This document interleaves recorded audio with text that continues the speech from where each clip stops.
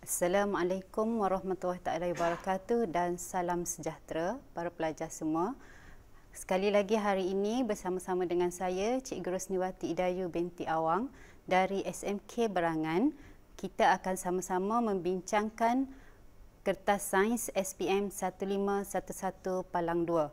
Doa dan harapan cikgu semoga para pelajar semua sentiasa dalam keadaan sihat walafiat sehinggalah habis peperiksaan SPM 2020.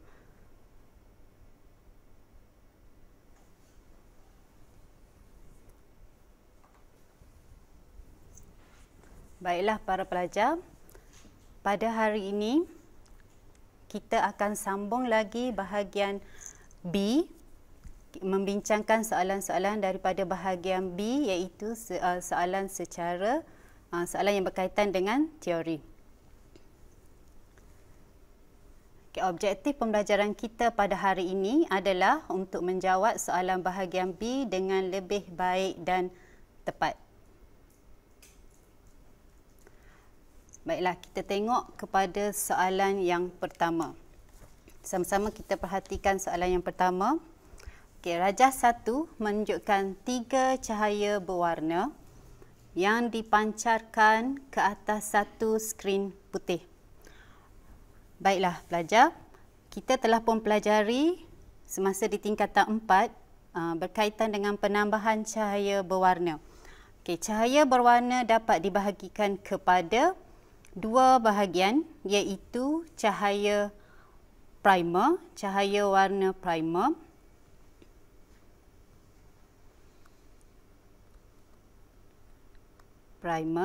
dan juga cahaya warna sekunder. Masihkah pelajar-pelajar ingat apakah yang dikatakan sebagai cahaya warna primer? Cahaya warna primer adalah cahaya warna yang tidak boleh dihasilkan daripada pencampuran ataupun penambahan warna-warna lain. Itu adalah cahaya warna primer. Manakala cahaya warna sekunder dihasilkan daripada penambahan dua cahaya warna primer. Baiklah, kita perhatikan. Cahaya warna primer terdiri daripada 3 iaitu cahaya biru, merah. Dan apakah satu lagi cahaya berwarna itu? Apa dia? Hijau. Baiklah, hijau. Maka P ialah hijau. Seterusnya, kita tengok soalan 1A tadi. Namakan warna cahaya P dan R. P adalah hijau dan R. Kita perhatikan di sini. R adalah pertindihan ataupun penambahan ketiga-tiga warna primer iaitu biru, merah dan hijau. Masihkah pelajar ingat apakah cahaya berwarna yang terhasil apabila ketiga-tiga cahaya berwarna primer ditindih ataupun ditambahkan ataupun penambahan ketiga-tiga cahaya warna primer? Apa dia? Putih. Cikgu harap pelajar-pelajar masih lagi ingat tentang penambahan cahaya berwarna ini. Baiklah, seterusnya kita pergi kepada soalan B. Berdasarkan rajah 1, kelaskan warna cahaya P, Q, R dan S. P, Q, R, S dan T dengan warna primer dan warna sekunder. Kalau kita perhatikan pada rajah 1 ni, P adalah warna primer, cahaya warna primer iaitu hijau. Manakala warna sekunder ialah pertindihan ataupun penambahan cahaya warna primer iaitu di kawasan ini. S, T dan Q. Maka jawapan bagi soalan B, warna primer ialah P manakala warna sekunder ialah Q, T dan juga S. Okey, itu adalah jawapan bagi soalan B. Baiklah para pelajar, boleh kita teruskan dengan soalan seterusnya? Okey, soalan seterusnya. Okey, pertama sekali kita tengok soalan C. Seorang penyanyi berpakaian berwarna T. Okey, untuk mengetahui apakah warna T, warna T adalah pertindihan atau penambahan cahaya berwarna hijau dan juga merah. Apakah sebenarnya warna sekunder yang terhasil pada T? Okay. Di sini cikgu berikan sedikit tips bagaimana untuk mengingat warna sekunder hasil daripada campuran warna-warna primer. Okay, yang pertama kita tengok warna kuning. Warna kuning dihasilkan daripada penambahan warna hijau dan juga merah, ataupun ringkasnya kita boleh ingat dengan perkataan ning jarah, iaitu kuning, jar ni adalah hijau, rah tu adalah merah. Jadi boleh ingat lepas ni ning jarah iaitu warna kuning dihasilkan daripada percampuran atau penambahan warna primer hijau dan juga merah. Okay, warna sekunder yang kedua adalah magenta. Okay, ringkasan dia boleh untuk ingat, kita boleh gunakan perkataan marahru, iaitu magenta, ma adalah magenta, rah adalah merah dan ru adalah biru. Maka magenta adalah hasil penambahan campuran warna merah dan juga cahaya warna biru. Yang ketiga adalah sian. Okey, sian adalah sian jaru, iaitu sian adalah campuran penambahan cahaya warna hijau dan juga biru. Okey, kalau ikut kepada soalan tadi, dia tanya sekiranya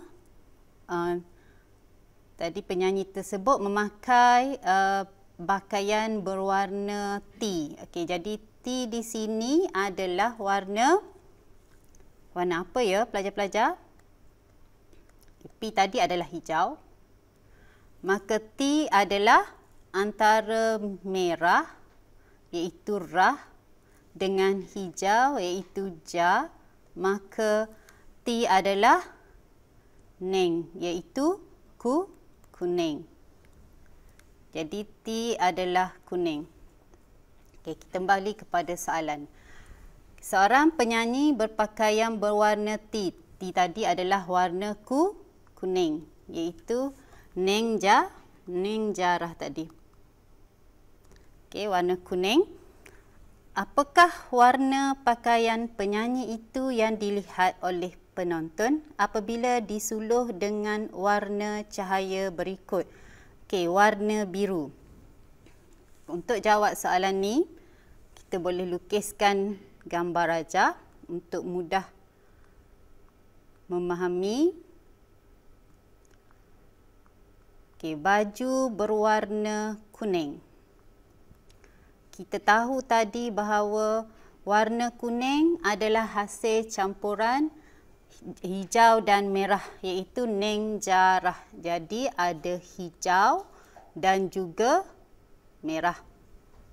Sekarang kalau kepada soalan C1, mengikut soalan C1, cahaya biru dipancarkan atau disuluhkan kepada baju yang berwarna kuning.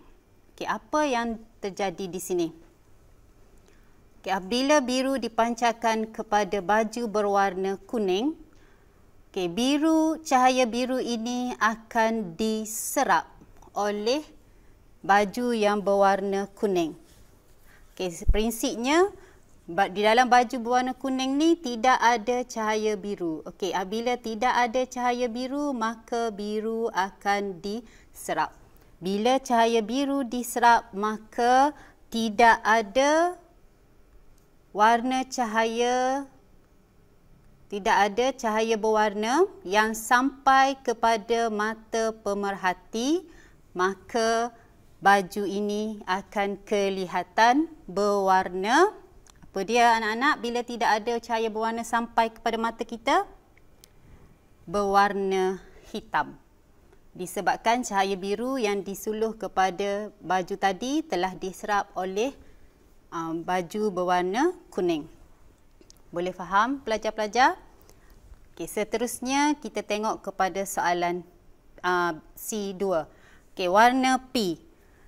P tadi adalah warna hijau. Okey, kita lukis lagi sekali. Baju tadi berwarna kuning. Okey, Neng jarah tadi kuning, ada hijau dan juga merah. Okey, sekarang ni cahaya hijau disuluh kepada baju yang berwarna kuning. Okey, apakah yang akan terjadi kepada cahaya hijau yang disuluhkan itu?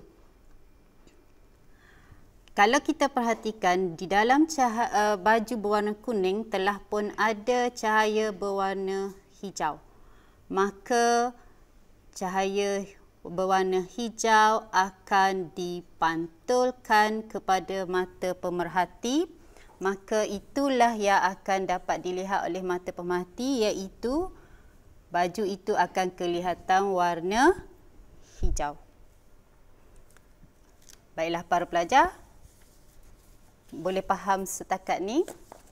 Okey, cikgu rasa insya-Allah pelajar-pelajar boleh faham. Okey, seterusnya kita pergi kepada soalan yang kedua.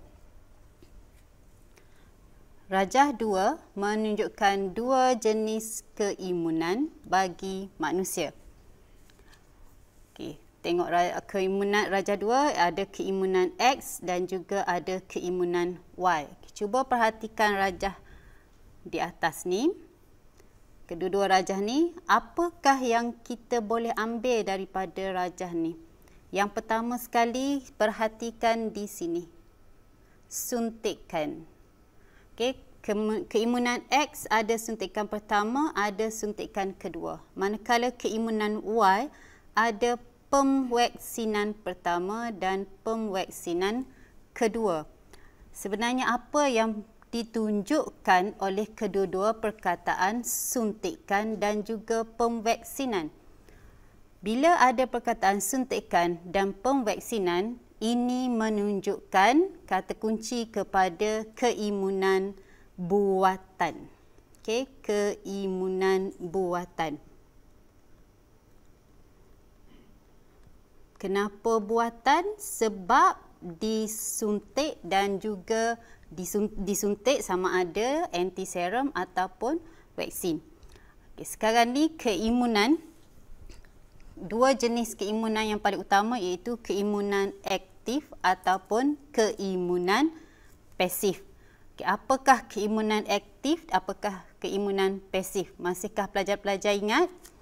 Keimunan aktif ialah apabila badan menghasilkan antibodi sendiri. Itu adalah keimunan aktif. Dan keimunan aktif ni pun terbahagi kepada dua, iaitu aktif buatan dan juga aktif semula jadi.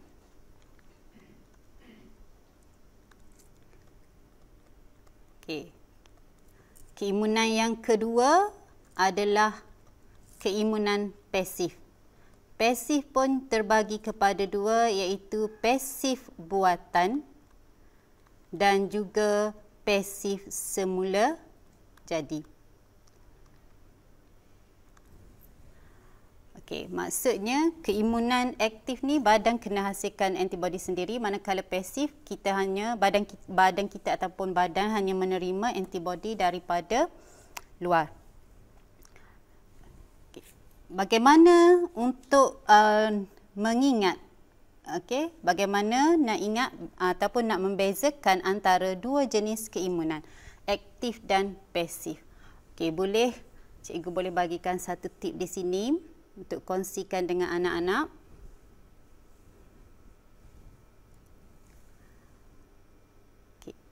Daripada perkataan aktif.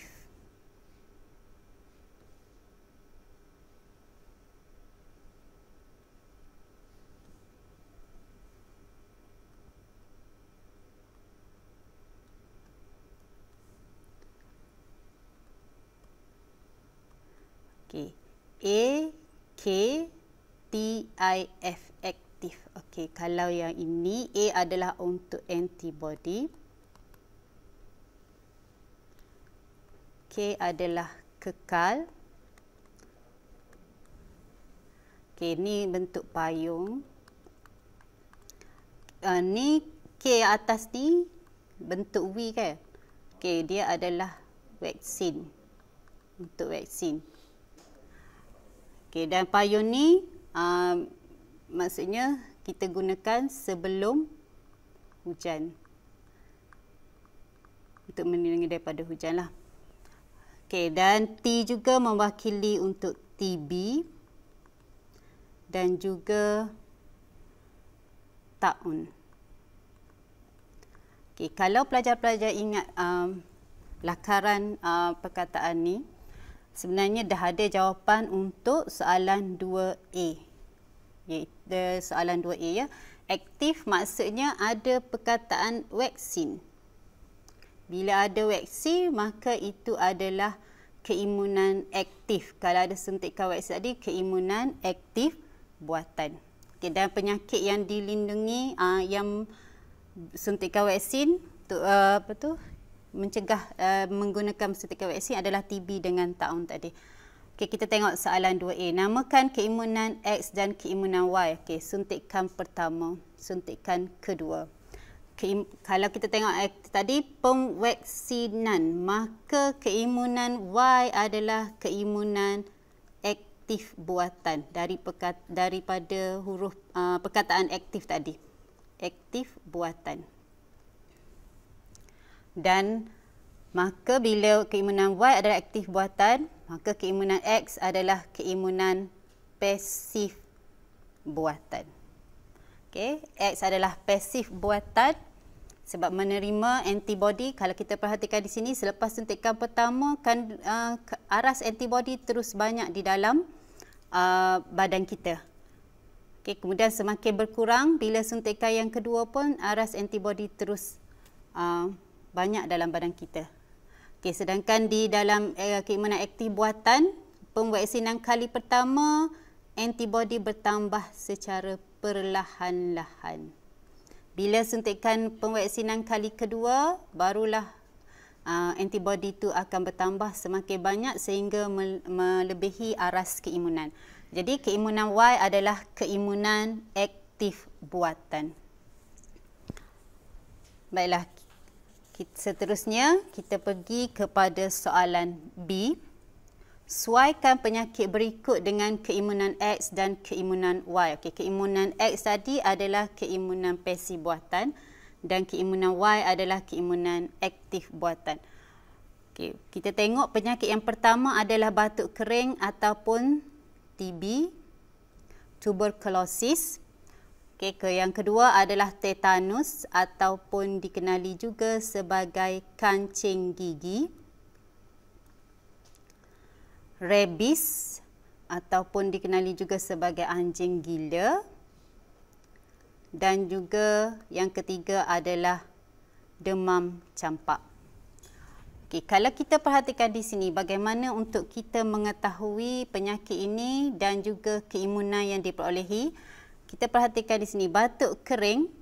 Kalau kita tengok dia terdapat dalam jadual pemvaksinan untuk bayi yang baru lahir sehinggalah berumur 1 tahun setengah ataupun darjah 1. Batuk kering ataupun TB ni ada pemvaksinannya. Dan juga demam campak pun terdapat dalam jadual pemvaksinan ataupun jadual imunisasi bagi bayi. Maka batuk kering adalah keimunan aktif buatan iaitu TB tadi. Tetanus ataupun kancing gigi adalah keimunan pasif buatan. Rabies ataupun anjing gila adalah keimunan pasif buatan dan demam campak adalah keimunan aktif buatan. Baiklah pelajar-pelajar, boleh faham? Cikgu harap pelajar-pelajar boleh faham dan ingat kembali apa yang telah kita pelajari. Soalan seterusnya adalah C. Nyatakan satu kepentingan kedua-dua keimunan X dan Y. Apakah kepentingan keimunan aktif buatan dan keimunan pasif buatan? Apa pentingnya imunisasi kepada badan kita? Yang pertama, tujuan kenapa daripada lahir lagi telah diberikan dengan suntikan vaksin. Kenapa? Tujuan yang pertama adalah menghindari dari dijangkiti oleh patogen. Ada 3 kepentingan utama. Yang pertama tadi, menghindari dari dijangkiti patogen. Yang kedua, membasmi penyakit tertentu. Tadi macam batuk kering ataupun TB tu. Dan yang ketiga, mengurangkan kadar kematian bayi baru lahir. Sebab itulah jadual pemvaksinan ataupun jadual imunisasi diberikan kepada rakyat Malaysia yang baru dilahirkan, iaitu bayi yang baru lahir. Seterusnya, soalan D. Soalan D berkaitan dengan isu semasa kita sekarang ni. Jangkitan virus COVID-19 telah merebak ke seluruh dunia dan menjadi pandemik. Sehingga hari ini, saintis dan doktor seluruh dunia berusaha merawat dan mencari vaksin untuk mencegah jangkitan COVID-19. Berdasarkan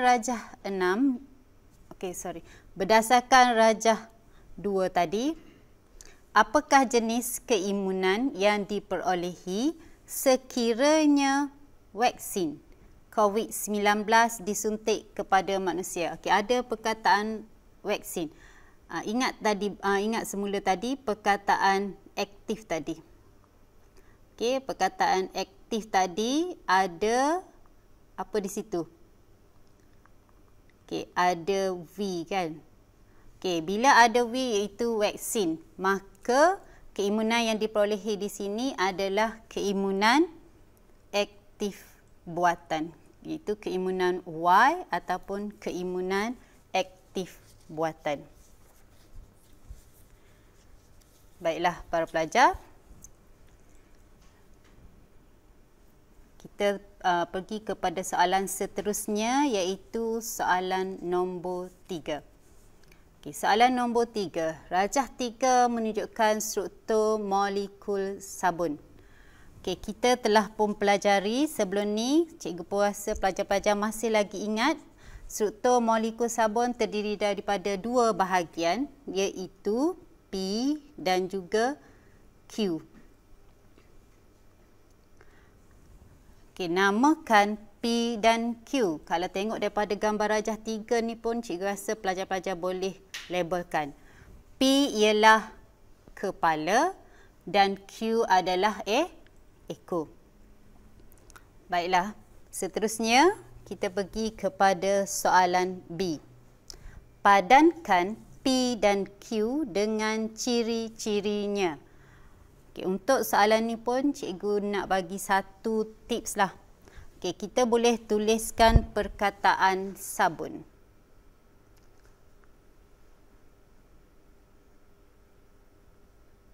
Tapi A-nya ada ekor panjang sikit.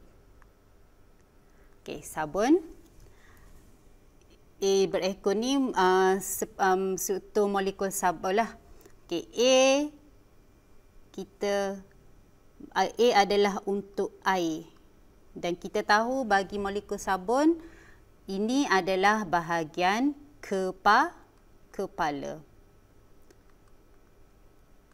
Maksudnya bahagian kepala ni larut dalam air. Untuk larut dalam air,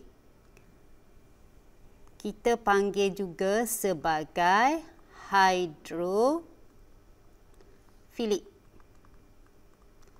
Iaitu hidro adalah air, dan filik adalah suka.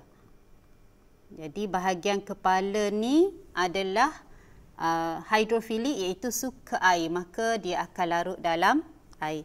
Okey, di bahagian ekor A ni, ini adalah ekor. Dia akan larut dalam grease ataupun minyak ataupun kotoran. Dan bahagian ini juga dikenali sebagai hydrophobic. Apa dia hydrophobic? Hydro adalah air, phobia ni fobia, iaitu takut ataupun takut air lah. Sebab tu dia akan larut dalam grease. Okey, sekarang saya rasa kita dah boleh jawab soalan B daripada perkataan sabun ni. Okey, soalan B, padankan P dan Q dengan ciri-cirinya.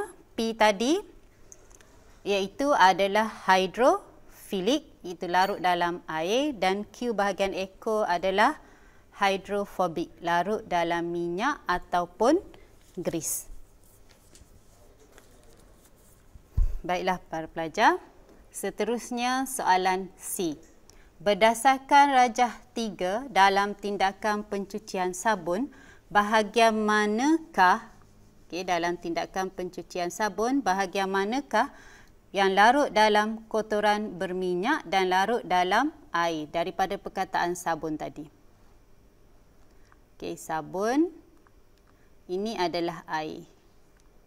Maka ini adalah ekor yang larut dalam grease. Maka yang larut dalam kotoran berminyak adalah ekor, iaitu Q, dan larut dalam air adalah kepala, iaitu P. Dan soalan terakhir, soalan nombor 3 ni. Apakah fungsi buih-buih yang terhasil dalam air basuhan pakaian kotor? Apabila baju digosok, semasa kita membasuh, baju digosok ataupun air digoncang di dalam mesin basuh tu, apakah sebenarnya yang terjadi?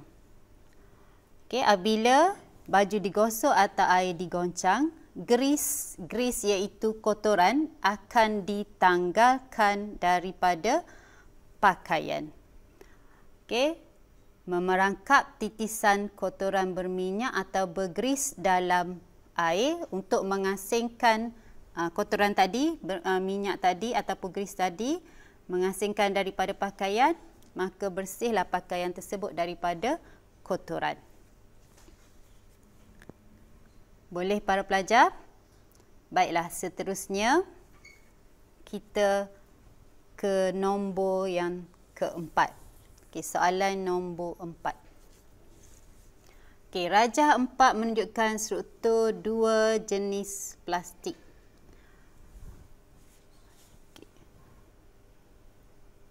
Plastik dibahagikan kepada dua jenis, iaitu termoplastik dan juga termoset, iaitu plastik A dan juga plastik B. Plastik termoplastik dan juga plastik termoset.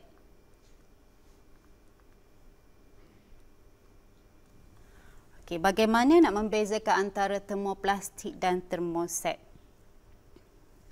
Kita tulis perkataan termoplastik.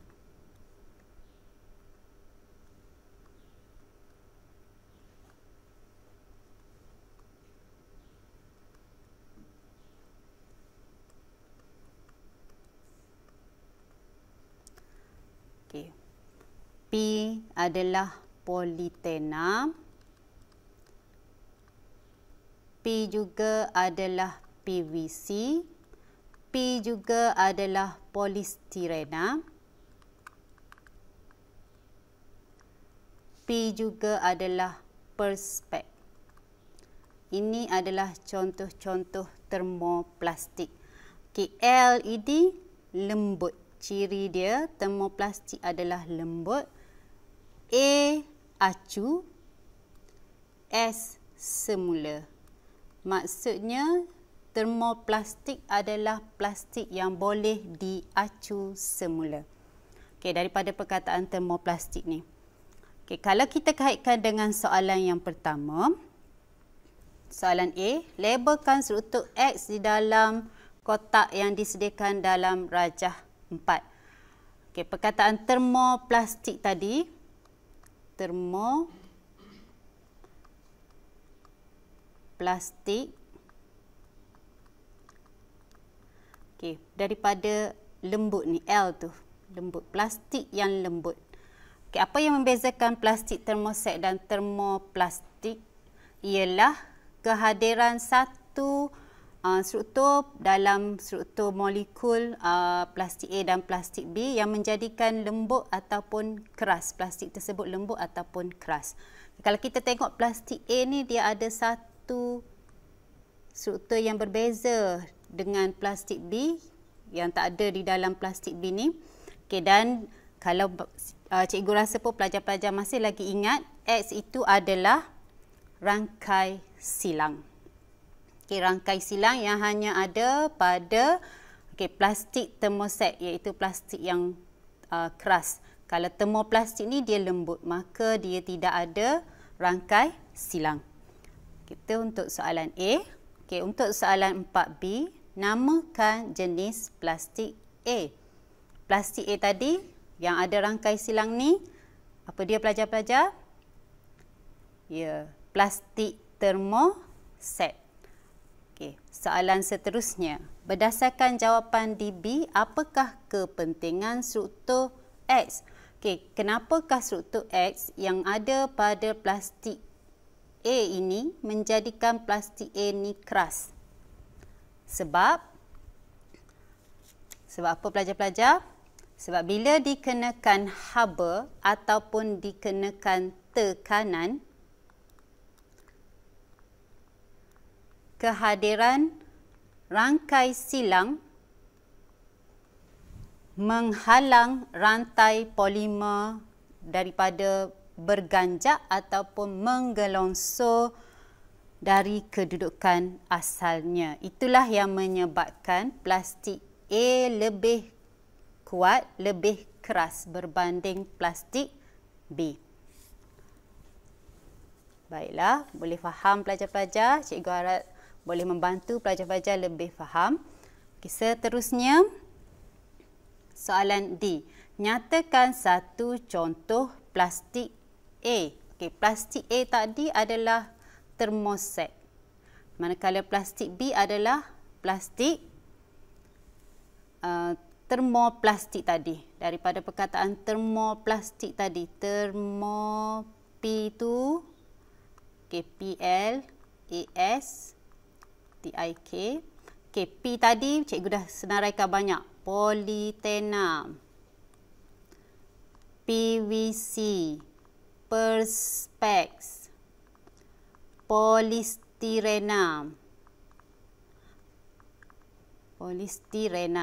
Semua itu adalah contoh-contoh bagi plastik B. Manakala plastik A, contoh-contoh bagi plastik A terdapat 3 kalau mengikut buku teks dalam buku teks sains SPM tingkatan 5, iaitu bakelite, melamina dan juga polimer epoxy. Ada 3. Jadi pelajar-pelajar boleh hanya jawab satulah, yang mana pelajar paling ingat. Seterusnya plastik B banyak pilihan. Pilihan dia yang cikgu dah senaraikan tadi untuk perkataan P tadi, iaitu polyethylene, polypropena, polystyrene, perspex, PVC, dan nilon dan juga terylene. 2 lagi tu yang tidak ada dalam perkataan termoplastik tadi.